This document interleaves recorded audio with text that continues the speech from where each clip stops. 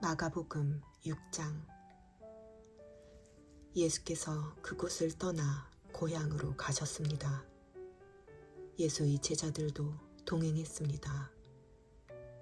안식일이 되자 예수께서는 회당에서 말씀을 가르치기 시작하셨습니다. 많은 사람들이 그분의 말씀을 듣고 놀라며 물었습니다. 저 사람이 이런 것들을 어디서 배웠는가? 저런 지혜를 도대체 어디서 받았는가? 기적까지 일으키고 있지 않은가? 저 사람은 한낱 목수가 아닌가? 마리아의 아들이고 야고보, 요셉, 유다, 시몬과 형제가 아닌가? 그 누이들도 여기 우리와 함께 있지 않은가? 그러면서 사람들은 예수를 배척했습니다. 예수께서 그들에게 말씀하셨습니다. 예언자는 자기 고향과 자기 친척과 자기 집에서는 배척당하는 법이다. 예수께서는 그저 아픈 사람들 몇 명만 안수해 고쳐주셨을 뿐 거기서 다른 기적은 일으키실 수 없었습니다. 그리고 예수께서는 그들이 믿지 않는 것에 놀라셨습니다. 그 후 예수께서 여러 마을을 두루 다니시며 말씀을 전하셨습니다. 예수께서는 12 제자를 불러 둘씩 짝지어 보내시며 더러운 귀신을 제어할 권세를 주셨습니다. 그리고 이렇게 당부하셨습니다. 여행길에 지팡이 외에는 아무것도 가져가지 말라. 먹을 것이나 자루도 챙기지 말고 전대에 돈도 넣어가지 말라. 신발만 신고 옷도 2벌씩 가져가지 말라. 어느 집에 들어가든지 그 마을을 떠나기 전까지는 그 집에 머물라. 어느 집이든지 너희를 반기지 않거나 너희 말에 귀 기울이지 않으면 떠나면서 경고의 표시로 발에 붙은 먼지를 떨어버리라. 제자들은 나가서 사람들에게 회개하라고 전파했습니다. 그들은 많은 귀신들을 쫓아내고 수많은 환자들에게 기름 부어 병을 고쳐주었습니다. 예수의 이름이 널리 알려지자 헤롯 왕도 그 소문을 듣게 됐습니다. 어떤 사람들은 세례자 요한이 죽은 사람 가운데에서 살아났다. 그래서 그런 기적을 일으키는 능력이 그 사람 안에서 역사하는 것이다 라고 말했습니다. 또 그는 엘리야다 하는 사람도 있었고 어떤 사람들은 그는 예언자다, 옛 예언자들 가운데 한 사람과 같은 사람이다 라고 말하기도 했습니다. 이런 이야기를 듣고 헤롯이 말했습니다. 내가 목 자른 요한이 죽은 사람 가운데서 살아났나 보다. 헤롯은 전에 요한을 체포하라는 명령을 직접 내렸고 결국 요한을 잡아다가 감옥에 가둔 적이 있었습니다. 헤롯이 자기 동생 빌립의 아내 헤로디아와 결혼한 것 때문에 요한이 헤롯에게 동생의 아내를 데려가는 것은 옳지 않다고 말해왔기 때문입니다. 그래서 헤로디아는 원한을 품고 요한을 죽이려 했습니다. 그러나 그렇게 할 수 없었습니다. 그것은 요한이 의롭고 거룩한 사람임을 헤롯이 알고 그를 두려워하며 보호해 주었기 때문입니다. 헤롯이 요한의 말을 듣고 있으면 마음이 몹시 괴로웠지만 그럼에도 그의 말을 달게 듣곤 했습니다. 그런데 때마침 좋은 기회가 왔습니다. 헤롯은 자기 생일에 고관들과 천부장들과 갈릴리의 인사들을 초청해 만찬을 베풀었습니다.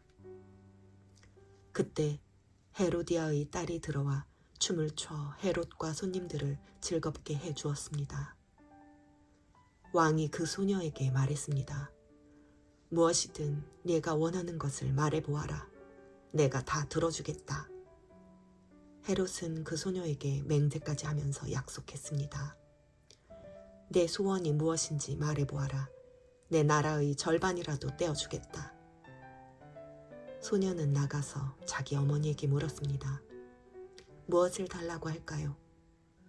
그 어머니가 대답했습니다. 세례자 요한의 머리를 달라고 해라. 소녀가 곧장 왕에게 달려가 요구했습니다. 지금 곧 세례자 요한의 머리를 쟁반에 담아 제게 주십시오. 왕은 몹시 난감했습니다.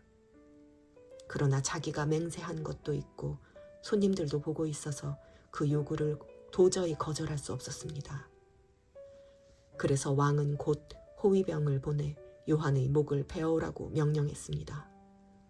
호위병은 가서 감옥에 있는 요한의 목을 베어 그 머리를 쟁반에 담아가지고 돌아와 소녀에게 주었습니다. 그 소녀는 그것을 자기 어머니에게 갖다 주었습니다. 요한의 제자들이 이 소식을 듣자마자 달려와 시신을 가져다가 무덤에 안치했습니다.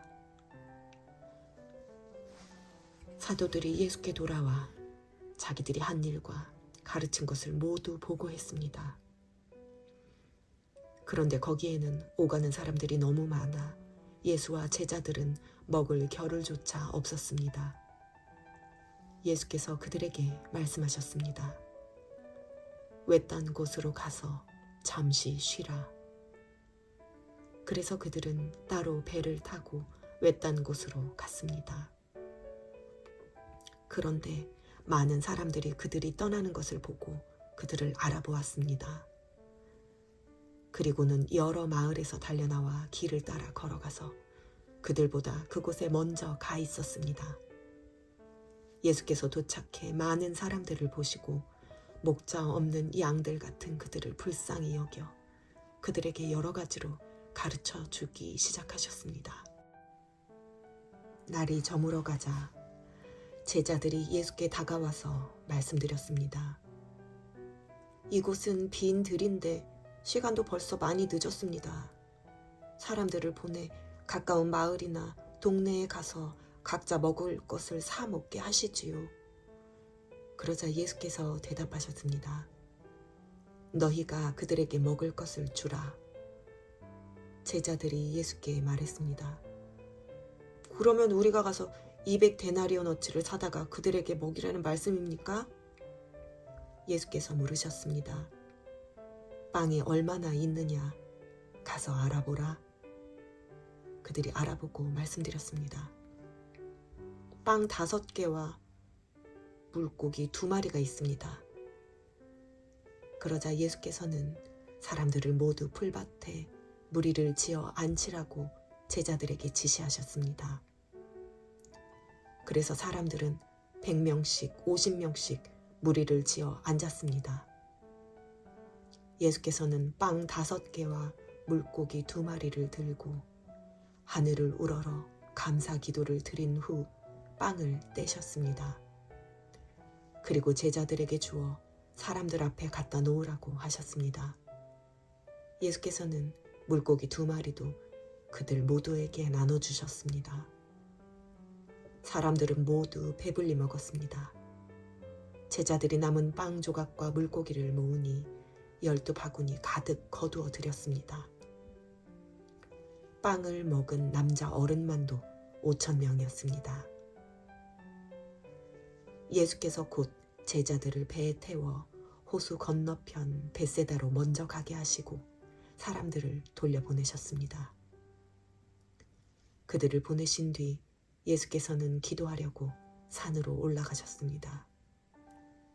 밤이 되자 배는 호수 한가운데 있었고 예수께서는 혼자 무태 계셨습니다. 예수께서는 제자들이 강한 바람 때문에 노젓느라 안간 힘을 쓰는 것을 보셨습니다. 이른 새벽에 예수께서 물 위를 걸어 그들에게 나아가시다 그들 곁을 지나가려고 하셨습니다. 예수께서 물 위를 걸어오시는 것을 본 제자들은 유령인 줄 알고 소리를 질렀습니다. 그들 모두 예수를 보고 겁에 질렸습니다. 그러자 곧 예수께서 그들에게 말씀하셨습니다. 안심하라. 나다. 두려워하지 말라. 그리고 예수께서 제자들이 탄 배에 오르시자 바람이 잔잔해졌습니다. 제자들은 몹시 놀랐습니다. 그것은 제자들이 예수께서 빵을 먹이신 기적을 보고도 아직 제대로 깨닫지 못하고 마음이 둔해져 있었기 때문입니다.